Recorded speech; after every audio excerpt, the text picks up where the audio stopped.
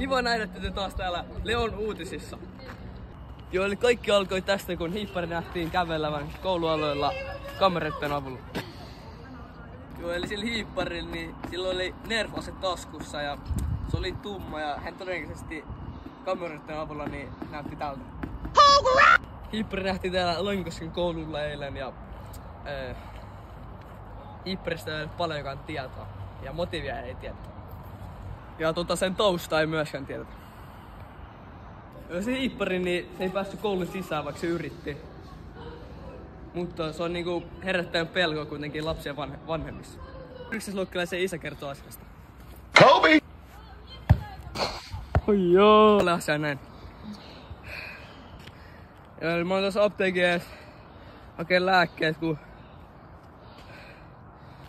joku mustaa pukeutuneen niin yritti murtautua sisään. Sehän on niinku vaarallista niinku. Noin paljon rikollisuutta niinku tapahtuu nykyään.